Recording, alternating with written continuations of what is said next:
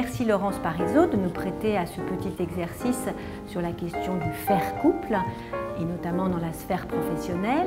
Quelle expérience du couple vous avez dans l'entreprise, et notamment le couple patron-représentant syndical? Ma première expérience de couple dans l'entreprise est ici même, à l'IFOP, liée au fait que beaucoup de couples se sont formés dans l'entreprise. Et il y a dans l'environnement professionnel beaucoup d'enfants qu'on appelle des IFOPiens parce qu'ils sont le fruit d'amour entre des salariés de l'IFOP. Alors ensuite, vous évoquez tout de suite le couple qui peut se constituer entre le représentant de l'entreprise et le représentant du personnel. Mais c'est là que, en fait, l'expression de couple ne fonctionne plus. Parce qu'on n'est pas en couple, on n'est pas deux. On est au minimum 3, 4 ou 5. Je ne sais pas si de couple vous allez jusqu'au trio, au quatuor et à l'échangisme, mais c'est quelque chose qui se passe à plusieurs. Et il me semble que la seule caractéristique qui peut peut-être renvoyer à la notion de couple dans des relations entre la direction d'une entreprise et les représentants du personnel, c'est évidemment la question de la confiance, qui est une question absolument fondamentale, probablement comme dans un couple, et qui peut être là pleinement ou partiellement ou pas du tout. Et toutes les données changent quand la confiance est là. La configuration n'est donc pas la même quand vous étiez présidente du MEDEF. Quel couple formiez-vous avec vos partenaires syndicaux? Moi, j'ai installé le concept de délibération sociale. La délibération sociale consiste à dire, avant de rentrer vraiment en négociation sur un sujet, il faut discuter, il faut au moins se mettre d'accord sur le diagnostic, sur la définition des concepts, avant même de dire, bon, de tout cela, essayons de bâtir quelque chose de nouveau. Et cette phase de délibération sociale, c'est une phase qui finalement ressemble à des fiançailles, pour reprendre votre principe de couple. Parce qu'on avance tout doucement, on s'observe, on essaie de se comprendre, on se rapproche, c'est bien ça. Et puis il y a un moment, on se dit, à l'issue de cette délibération sociale, on est prêt à entrer dans la phase vraiment différente et beaucoup plus engageante, celle de la négociation. Et si on y va, c'est vraiment pour essayer d'aboutir. Ou bien on peut se dire non, on ne sera jamais mûr, on ne sera pas capable d'obtenir un succès à l'issue de cette phase de délibération, on n'y va pas. Voilà. Et donc c'est un peu comme quand on rompt des fiançailles, et c'est moins bruyant de rompre des fiançailles que de divorcer au bout d'un an. Vous étiez la seule femme dans le couple MEDEF, organisation syndicale. Quelle incidence cela avait-il dans cette relation? Alors, je n'ai jamais ressenti une influence particulière sur le fait que j'étais la seule femme face à des hommes représentant les organisations syndicales. L'enjeu femme a eu beaucoup plus d'importance à l'intérieur même du monde patronal, et notamment face à l'instance conseil exécutif ou bien à l'instance assemblée générale où les femmes étaient très très peu présentes malheureusement. Et je dirais que l'influence que ça a eu à l'intérieur du monde patronal, c'est qu'il m'est souvent arrivé de me dire que je devais faire comme un couple avec chacun de mes représentants patronaux. Mais avec les organisations syndicales et les leaders syndicalistes, d'abord ils sont assez peu misogynes, c'était assez agréable de ce point de vue-là, je n'ai jamais ressenti de réticence. Et puis, encore une fois, on n'était pas dans des logiques de couple, hein. On était dans des logiques à plusieurs. Voilà, c'était alors avec des moments privilégiés avec l'un ou avec l'autre. Ce qui d'ailleurs pouvait, je l'ai vu, susciter quelques petites jalousies.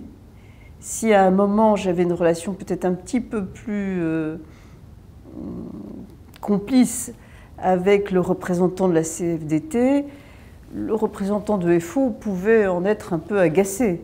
Je pouvais la enjouer, mais certainement pas pour trahir, parce que dans cet univers-là, qui est un univers de négociation délicate, compliquée et parfois même très difficile, la clé, c'est la droiture, le respect de la parole, y compris pour dire dans une négociation, là, ce que vous me demandez, je ne peux pas.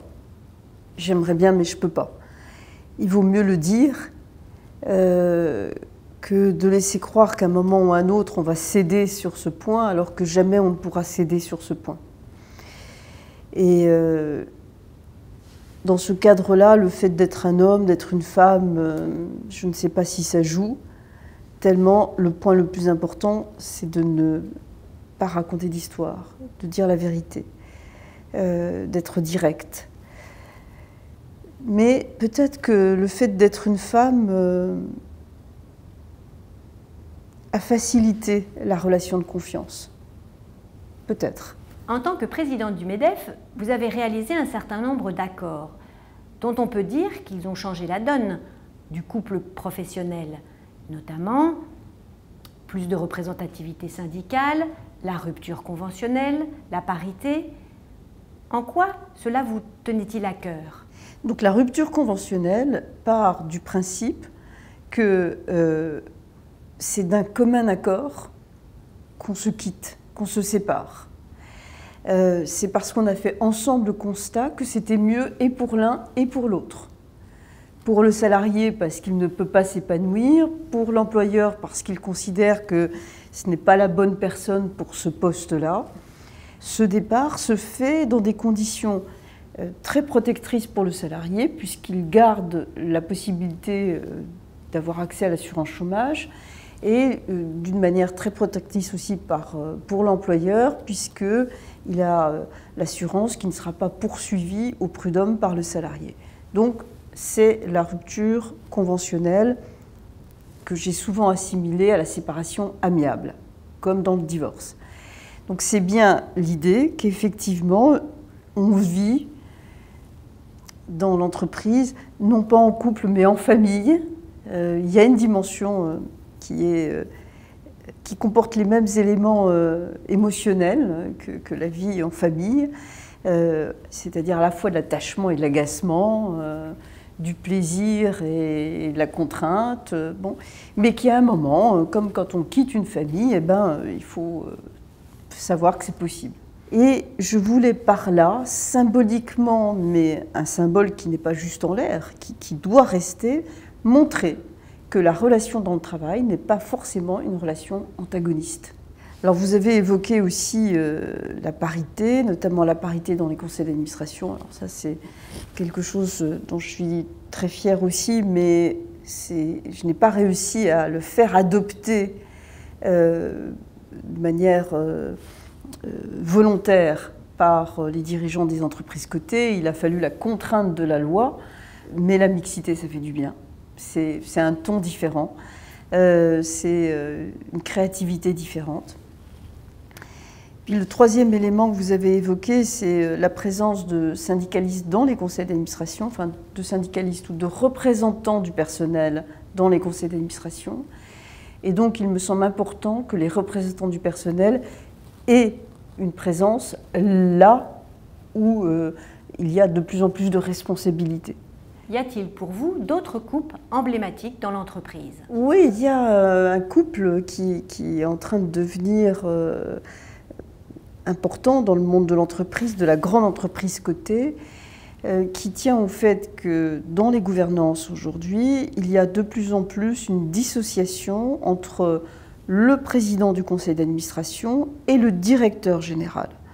le P de PDG est dissocié de DG, de direction générale.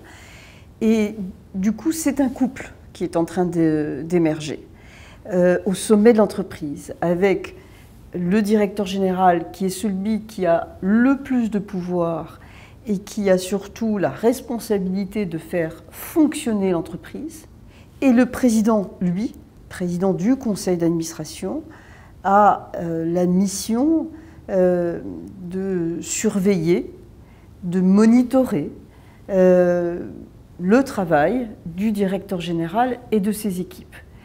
Et cette dissociation est, à mon avis, tout à fait salutaire. C'est une sécurité de plus pour le fonctionnement de l'entreprise. Donc je pense que ce couple-là, président-directeur général, va être de plus en plus visible, et avec évidemment les problématiques associées à toute problématique de couple.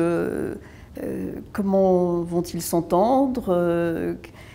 Qu'est-ce que c'est que le bon fonctionnement entre les deux? Faut-il qu'ils soient complémentaires? Jusqu'à quel point? Doivent-ils se ressembler, pas se ressembler? Doivent-ils avoir travaillé ensemble ou au contraire pas du tout? Il y a tout un tas de choses à découvrir et, à mon avis, d'apprentissage sur cet enjeu-là. Y aurait-il quelque chose de commun entre le couple dans la sphère professionnelle et le couple dans la sphère privée? Dans les deux cas, le couple partenaire social, le couple